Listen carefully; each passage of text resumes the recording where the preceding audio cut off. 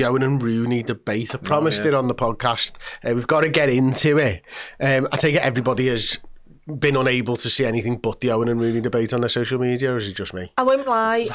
I've been withdrawn. There's been no football, and I've been withdrawn from Twitter for like 4 days. So. I wasn't withdrawn. I saw Rio Ferdinand and Michael Owen together and instantly switched the fuck off. I was instantly sick. So like I did see it. It's hard no for me. But, you know, it was Thanks, Creed. Instantly threw my telly out the window. I burned the house down. Stood on my phone in my fucking high heels. Bang! There we go. Yeah. Okay, fair enough. I did exactly the same. No, I didn't. I saw it because I thought it was funny. To be honest with you, someone told me about the comments and the quotes first of all, and I thought it was hilarious. Can you tell me the comments and the quotes? Have you not even onto them at all? I remember him. I remember him speaking about himself in glowing reviews, is what everyone was saying. I like him. No. Yeah, no. Listen to this, right? Okay. Strange. What's going on? Owen said, after being asked if anyone compared to him, Owen said, the only person you could possibly compare me to in our country is Wayne Rooney. He basically said he's the best player that ever fucking lived at 17 and 18 years old. Michael Owen did? Michael Owen said that Michael Owen was the best. Basically. It is very in keeping with Michael Owen, though. Yeah. Like, no one was near him. And he won the Golden Boot at 17, he won the Golden Boot at 18, and no other 17 and 18-year-old has ever won the Golden Boot 2 years in a row. Fair. Like, it's not wrong what he's saying. Yeah. How he said it was quite interesting, I thought. Did he say that Wayne Rooney had a better career than him? Yeah. So let me find the actual quote where he basically laughed. Whilst you do that, can I just say, apparently he has a replica of that Ballon d'Or in Real Madrid, even though he won it at Liverpool and yet doesn't have one at Liverpool. So I've seen the one in Real Madrid because they've got a big wall of them. I went when we played at That's just team their thing, 22. though, I think.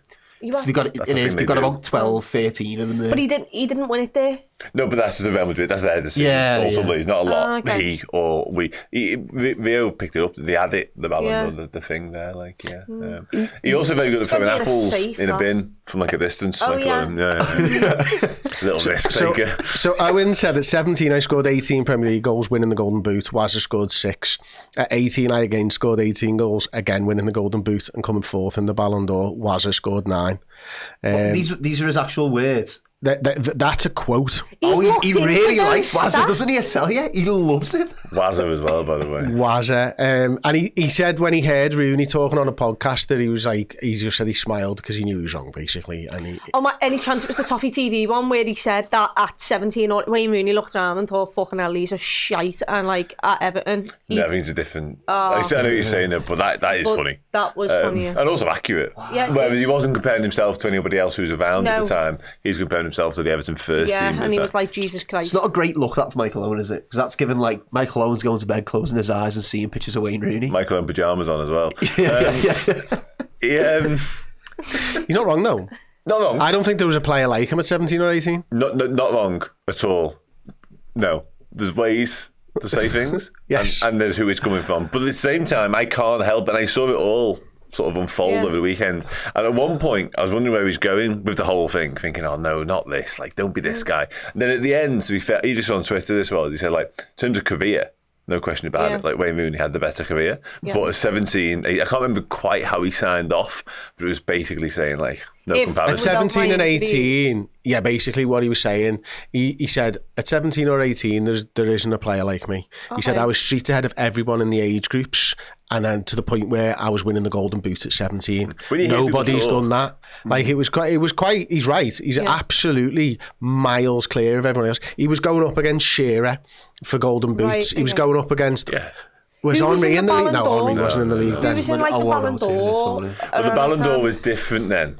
Is another thing to say on it. Like, I don't quite know sort of exactly the changes, but it was a slightly different thing back then as well. So, well, look, it was Raul was second for Real Madrid, Oliver Kahn, David Beckham, Totti, Figo. I know, but Beckham, Totti, Figo, Rivaldo, Shevchenko. Like, that's the year he won the Ballon d'Or. Like, you know what I mean? And he came fourth in the previous year as well. Joke.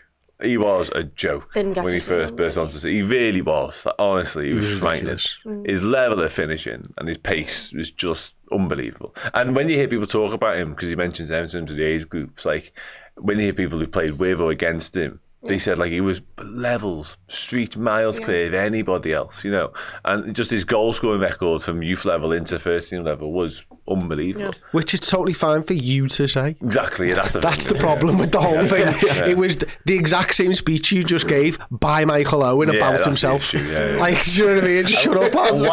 No one asked. Like, why are you doing it? Let someone else tell the story. Yeah, you're right. Yeah, I must again. I'm reticent to give him any credit, but had you gone one step further and sort of said, no, I was a better footballer or my all-round game or career or whatever, that would have been questionable. But if he's solely focusing on the age, which he seems to be, then I would have taken him more seriously if he didn't have the Ballon d'Or on the table in front of him. He had the Ballon d'Or on the table. He had it on the table in front of him. Oh, he got it out. As he sat there cross-legged talking about Michael Owen. Tell me that Rio prompted that conversation. I think he did. Yeah. Okay. I've not watched the podcast. We've been sent all the stuff in that, by the way. What? We've got loads of clips of that. Yeah, we always get sent stuff by them and never ever do anything with them. Be arsed with that shit. I'm not promoting this podcast, prick. I like that. I wasn't alive, or if I was a teeny tiny baby, so I don't remember.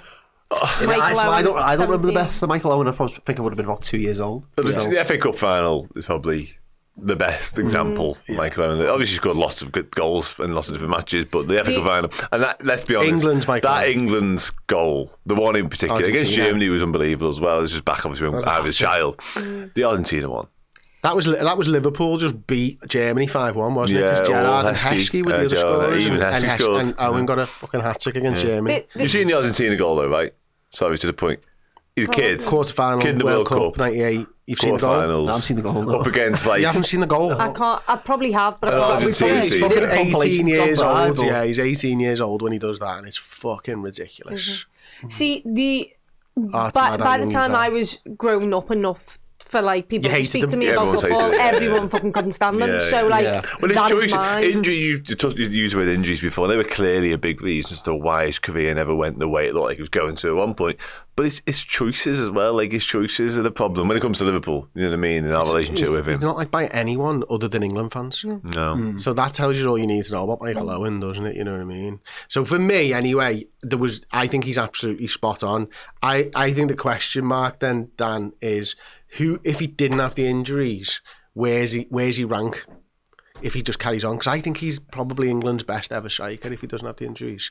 I think he has the goal scoring record. I think he's thought of better than Shearer. Yeah. I think he's thought of better than Wayne Rooney. I think he's thought of better than Harry Kane. Yeah, the Harry Kane one was the one that first sprung to mind, because I was going to do the Shearer stuff, and obviously on an international level that rings true, but Shearer's international record, though, he just scored against San Marino's. Never really hit the heights. Harry Kane really then? Yeah, similar. Yeah. It's most of them, you know. Yeah, no, because they all just start failing when it comes up against in the big when the going gets tougher in the proper stuff. Like, I think, but the Shearer comparison would be Premier League related, and clearly you can't do that because he went to Spain and what have you. So, in England realms, he'd be England's leading goal scorer for me if he'd have stayed injury free. Really? Yeah, he was that good.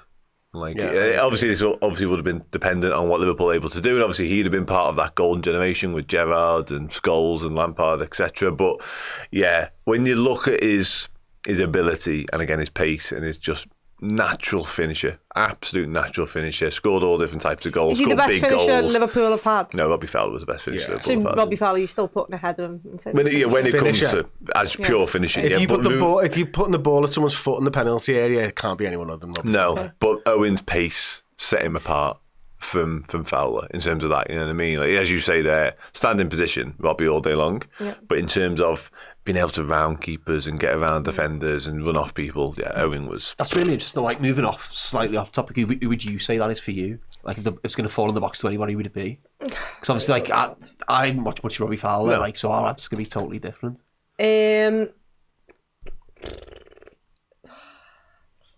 I don't think we've had a natural finisher like that. I want to say positions. I want to put Diogo Jota up there in terms Jota's of a good shout. Yeah, it's a good shout for me inside the box. Like, I'd love to say Suarez, but at the same time, Suarez would carry a ball 20 yards, do fucking something incredible, and then score with it. Different so again. It wasn't like you were just putting it on his toes. Surely Sturridge has got to be in the conversation. Sturridge, yeah. Do you know what though?